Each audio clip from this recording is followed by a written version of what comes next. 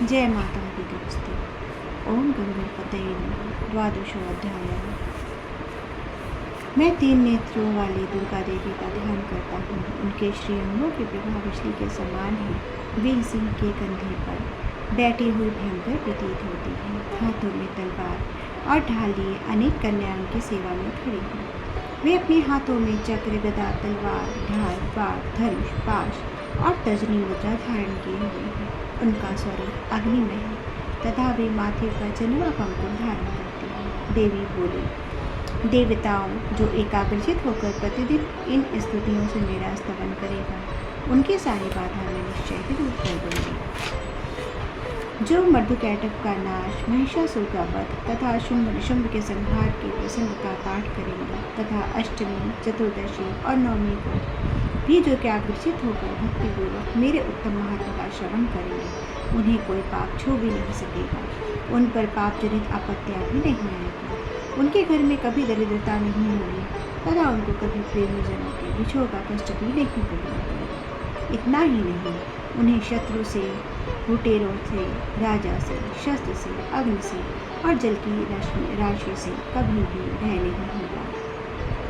इसलिए सब पे एकाग्रचित होकर भक्तिपूर्वक मेरे इस महात्म्य को सदा पढ़ना और सुनना चाहिए। यह परम कल्याणकारक है। मेरा महात्म्य महामारी जनित समस्त उपद्रवों तथा आध्यात्मिक आदि तीनों प्रकार के उत्पादों को शांत करने वाला है। मेरे जिस मंदिर में प्रतिदिन विधिपूर्वक मेरे इस महात्म्य का पाठ किया जाता है, उस स्थान को मैं कभी नहीं छोड़ती। वहाँ सदा ही मेरा सानिध्य बना रहता है।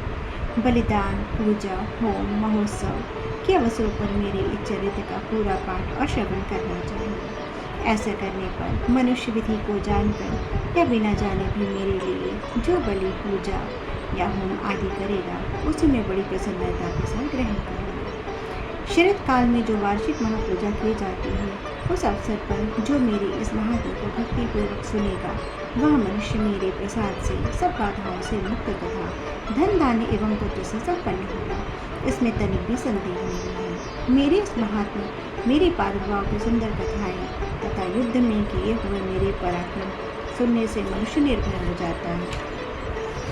मेरे महात्म्य का शरण करने वाले पुरुषों के शत्रु नष्ट हो जाते हैं। उन्हें कल्याण की प्राप्ति होती है तथा उनका भी आनंदित रहता है। सर्वत्र शांति कर्मों में बुरे स्वप्न दिखाई देने पर, गृह जनित भयंकर पीड़ा उपस्थित होने पर मेरा महात्म्य श्रवण करना चाहिए। इससे सब विघ्न तथा भयंकर ग्रह पीड़ाएं शांत हो जाती हैं और मनुष्यों द्वारा देखा हुआ दुस्वप्न शुभ स्वप्न में परिवर्तित हो जाता है। बाल ग्रहों से आक्रांत हुए बालकों के लिए यह महात्म्य शांतिकारक है तथा मनुष्यों के संगठन में फूट होने पर अच्छी प्रकार से मित्रता कराने वाला है। यह महात्म्य समस्त दुराचारियों के बल का नाश करने वाला है। इसके पाठ मात्र से राक्षसों, भूतों, पिशाचों का नाश हो जाता है। मेरा यह महात्म्य मेरे सामिप्य की प्राप्ति कराने वाला है। पशु, पुष्प, अर्घ्य, धूप, दीप, गंध आदि उत्तम सामग्रियों द्वारा पूजन करने से, ब्राह्मणों को भोजन कराने से, होम करने से, प्रतिदिन अभिषेक करने से, नाना प्रकार के अन्य भोगों को अर्पण करने से तथा दान देने से आदि से 1 वर्ष तक जो मेरी आराधना की जाती है और उससे मुझे जितनी प्रसन्नता होती है, उतनी प्रसन्नता मेरे उस उत्तम चरित्र का एक बार श्रवण करने मात्र से हो जाती है। यह महात्म्य श्रवण करने पर पापों को हर लेता है और आरोग्य प्रदान करता है। मेरे प्रादुर्भाव का कीर्तन समस्त भूतों से रक्षा करता है तथा मेरा युद्ध विषयक चरित्र दुष्ट दैत्यों का संहार करने वाला है।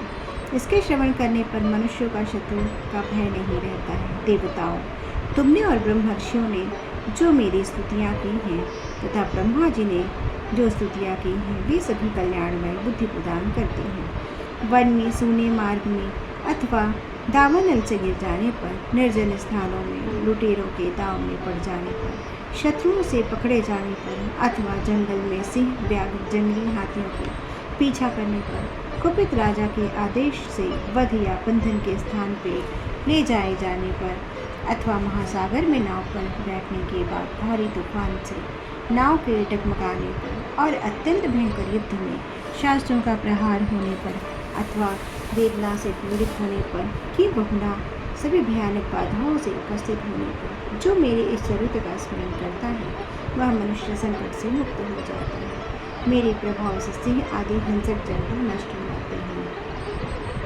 तथा लुटेरे और शत्रु भी मेरे चरित्र का स्मरण करने वाले पुरुष से दूर भागने लगते हैं। ऋषि कहते हैं, यो कहकर प्रचंड पराक्रम वाली भगवती चंडिका सब देवताओं के देखते देखते वहीं उनका ध्यान हो गया। फिर समस्त देवता भी मनुष्यों के मारे जाने से निर्भय हो पहले की ही भांति यज्ञ भाव का उपभोग करते हुए अपने अपने अधिकार का पालन करने लगे। संसार का विध्वंस करने वाले महाभयंकर अतुल पराक्रमी देव शत्रु शुंभ तथा महाबाली निशुंभ के युद्ध में देवी द्वारा मारे जाने पर शेष दैत्य पाताल लोक में चले आए। राजन, इस प्रकार भगवती अंबिका देवी नित्य होती हुई भी पुनः पुनः प्रकट होकर जगत की रक्षा करती है। वे ही इस विश्व को मोहित करती, वे ही जगत को जन्म देती तथा वे ही प्रार्थना करने पर संतुष्ट हो विज्ञान एवं समृद्धि प्रदान करती है। राजन, महाप्रलय के समय महामारी का रूप धारण करने वाली वे महाकाली ही इस समस्त ब्रह्मांड में व्याप्त हैं। वे ही समय समय पर महामारी होती हैं और वे ही स्वयं अजन्मा होते हुए भी शिष्ट के रूप में प्रकट होती हैं। वे सनातनी देवी ही समय अनुसार संपूर्ण भूतों की रक्षा करती हैं। मनुष्यों के अभ्युदय के समय वे ही घर में लक्ष्मी के रूप में स्थित हो उन्नति प्रदान करती हैं और वे ही अभाव के समय दरिद्रतापन का विनाश का कारण बनती हैं। पुष्प, धूप और गंध आदि से पूजन करके उनकी स्तुति करने पर वे धर्म, पुत्र, धार्मिक बुद्धि तथा उत्तम गति प्रदान करती हैं। इस प्रकार श्री मार्कंडेय पुराण में सार्वजनिक मनवंतर की कथा के अंतर्गत देवी महात्म्य फलश्रुति नामक 12वां अध्याय पूरा हुआ। त्रयोदशो अध्याय, जिसमें सूरज और वैश्य को देवी के वरदान का वर्णन है, जो उदयकाल के सूर्यमंडल की कांति धारण करने वाली है, जिनकी 4 भुजाएं और 3 नेत्र हैं तथा जो अपने हाथों में पाश, अंकुश, वर एवं अभय की मुद्रा धारण किए रहती हैं। उन शिवा देवी का मैं ध्यान करता हूँ। ऋषि कहते हैं, राजन, इस प्रकार मैंने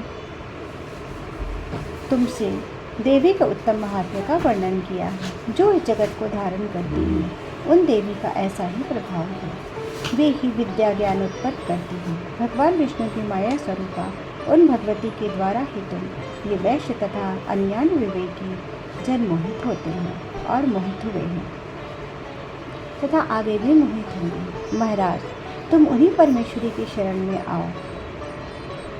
आराधना करने पर वे ही मनुष्यों को भोग, स्वर्ग और मोक्ष प्रदान करती हैं। मार्कंडेय जी कहते हैं, कौशिक जी, मेधा मुनि के वचन सुनकर राजा सूरत ने उत्तम व्रत का पालन करने वाले और महाभाग महर्षियों को प्रणाम किया। वे अत्यंत ममता और राज्यापहरण से बहुत खिन्न हो चुके थे। महामुनि, इसलिए विरक्त होकर वे राजा तथा वैश्य तत्काल तपस्या को चले गए। वे जगदम्बा के दर्शन के लिए नदी के तट पर तपस्या करने लगे। वे वैश्य उत्तम देवी सूक्त का जप करते हुए तपस्या में प्रवृत्त हुए। वे दोनों नदी के तट पर देवी की मिट्टी की मूर्ति बनाकर पुष्प, धूप और हवन आदि के द्वारा उनकी आराधना करने लगे। उन्होंने पहले तो आहार को धीरे धीरे कम किया, फिर बिल्कुल निराहार रहकर देवी में ही मन लगाए एकाग्रता पूर्वक उनका चिंतन आरंभ किया। वे दोनों अपने शरीर के रक्त से प्रेक्षित बलि देते हुए 3 वर्ष तक संयम पूर्वक आराधना करते रहे। इस पर प्रसन्न होकर जगत को धारण करने वाली चंडिका देवी ने प्रत्यक्ष दर्शन देकर कहा। देवी बोली, राजन तथा अपने कुल को आनंदित करने वाले वैश्य, तुम लोग जिस वस्तु की अभिलाषा रखते हो वह मुझसे मांगो, मैं संतुष्ट हूँ, अतः तुम्हें वह सब दूंगी। मार्कंडेय जी बोले, तब राजा ने दूसरे जन्म में नष्ट न होने वाला राज्य मांगा तथा इस जन्म में भी शत्रुओं की सेना को बलपूर्वक नष्ट करने, पुनः अपना राज्य प्राप्त कर लेने का वरदान मांगा। वैश्य का चित्त संसार की ओर से खिन्न एवं विरक्त हो चुका था और वे बड़े बुद्धिमान थे, अतः उस समय उन्होंने तो ममता और अहंता पूर्वक आसक्ति का नाश करने वाला ज्ञान मांगा। देवी बोली, राजन तुम थोड़े ही दिनों में शत्रुओं को मारकर अपना राज्य प्राप्त कर लोगे। अब वहाँ तुम्हारा राज्य स्थिर रहेगा। फिर मृत्यु के पश्चात तुम भगवान विष्णु विवस्वान सूर्य के अंश से जन्म लेकर पृथ्वी पर सावर्णिक मुनि के नाम से विख्यात हो जाओगे।